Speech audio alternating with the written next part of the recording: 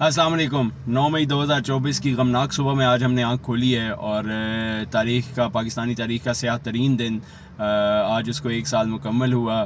یہ وہ دن ہے جس دن ریاست کے خلاف ایک بہت ہی گہری اور گھنونی قسم کی سازش رچی گئی اور ہمارے اداروں کے خلاف بہت گہری ایک سازش، ہمارے شہداء کے خلاف بہت بڑی ایک سازش کی گئی.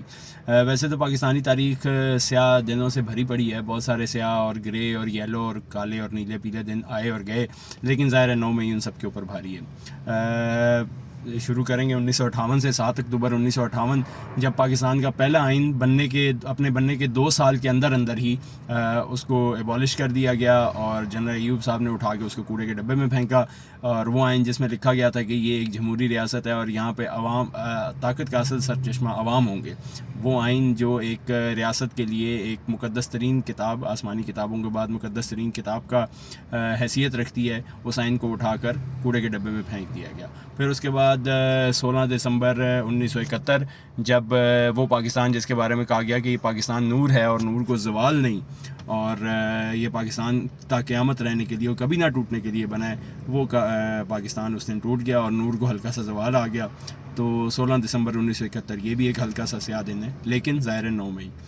اس کے بعد 5 جولائی 1977 جب آپریشن پلے فیئر کیا گیا اور بھٹو صاحب کی ایک الیکٹڈ گورنمنٹ کو ہٹا کر دوبارہ سے آئین کو ایبروگیٹ کر کے ٹیک اوور کر لیا ضیاء صاحب نے، اور اگین جو طاقت کا سرچشمہ تھے عوام بیچارے وہ منہ دیکھتے رہ گئے.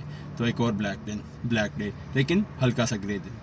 اس کے بعد 12 اکتوبر 1999 ایک اور الیکٹڈ گورنمنٹ میاں محمد نواز شریف صاحب کی، اس کو اٹھا کے مشرف صاحب، اور وہ مشرف صاحب جن کا ایک بڑا فیمس کلپ ہے، ان کے انٹرویو میں سے ایک کلپ ہے جس میں وہ کہتے ہیں کہ constitution, what is constitution? It's just a piece of rubbish to be thrown in the dustbin, nothing more than that. تو وہ آئین جس میں لکھا ہوا ہے کہ پاکستان میں عوام اصل طاقت کا سرچشمہ ہے، اس کے بارے میں یہ کہنے والے مشرف صاحب، انہوں نے ٹیک اوور کر لیا اور کو کر دیا.